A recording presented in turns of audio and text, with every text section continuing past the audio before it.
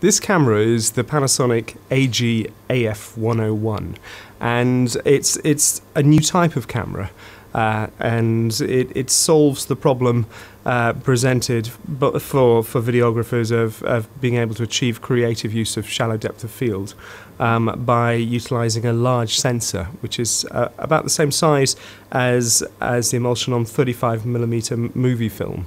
So you've got a similar depth of field in terms of creative effects that you can get with 35mm film. What's unique about this camera is it brings us down to a price point which many people will find affordable.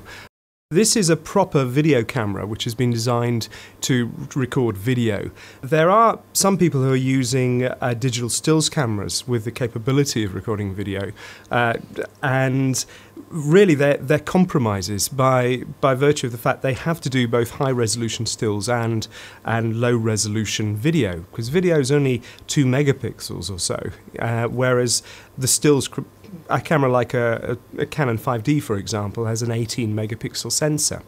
And the way the Canon camera produces its video is to skip lines of resolution. So this is obviously the cheapest way they can bring the resolution down from 18 megapixels to 2 megapixels by taking every third, every fourth line of detail and throwing away any detail that's in between. And unfortunately, this creates something called aliases, sort of false detail which isn't actually in the picture. Sack the runner, whoever came in that door. So the problem, these aliases, for instance, if you have a diagonal line, a diagonal line will become a flight of steps because there's no detail in between the lines of information which you're keeping, and this means that there's more sharpness, more detail in this staircase, which throws more false information at your compressor, causing the quality to drop significantly. And the other problem with aliases is they get worse throughout the production chain as you recompress. For instance, if you do grading, or if you recompress for distribution on Blu-ray or for transmission, the problems just get worse and worse. So what Panasonic have done is they're using a large sensor in order to get this lovely depth of field, but they put an optical low-pass filter directly in front of the sensor. That's something which you can't do with a stills camera, because suddenly it wouldn't be able to take your lovely crisp 18 megapixel stills anymore. But because the AF101 is designed purely to do video, they can afford to throw away that extra resolution, but softly, gently, so that your diagonals remain diagonal, so that any complex patterns which on a 5D would fall apart stay true to life and produce a very naturalistic, very nicely defined picture without any of the aliasing, and also without moire patterns, which are other issues created by the CMOS sensors. The AF101 uses the micro 4/3 lens mount, which was developed by Olympus and Panasonic. Now you can use Panasonic Lumix lenses, which are micro 4/3 mount, and there are some lenses which have various zoom settings. We've been playing with a 14 to 140 here, which, because of the size of the sensor and the cropping factor, will give you the equivalent in 35mm terms of a 28 to a 280, which is a great zoom range, and that for a lens costing about £400 or £500. But to get the ultimate in quality, you can use lenses called Compact Primes, and these lenses, about £2,500 to £3,000 each, or you can buy a set of them, have a fixed focal length. There's no zoom on them at all, and you use the aperture manually.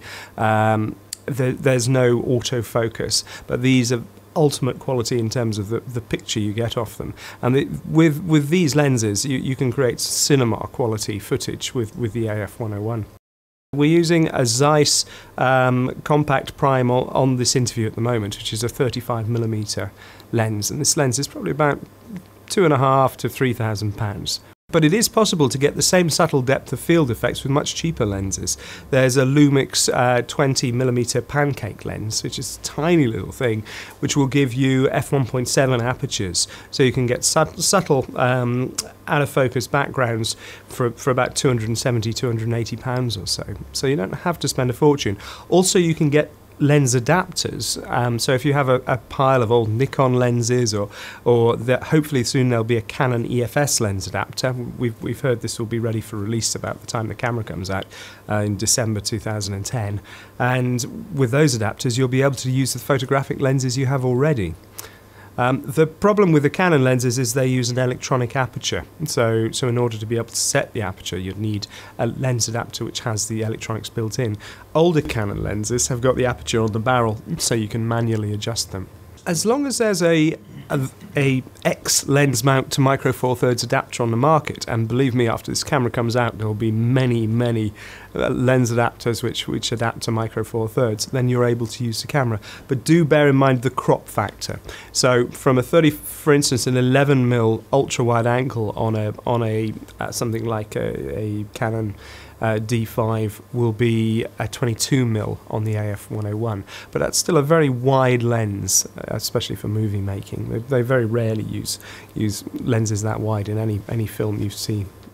Unlike the appalling ergonomics you'd get with a digital stills camera, which is obviously set up to do stills, we've not only got better ergonomics in a video camera, a flip-out screen for LCD monitor, but also we've got the connectability, sort of high-end broadcast connectability, like HDSDI for our picture output, as well as a simultaneous HDMI, so we can monitor and record to a nano flash or P2 gear recorder.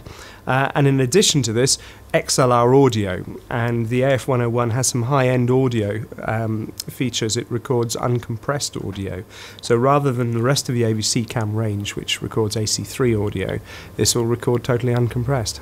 I think the only problem will be at Christmas is that Santa won't be able to get his hands on these because most of them are pre-sold, but we should shortly be getting large amounts of stock through, and I want one myself, even if I have to pay for it.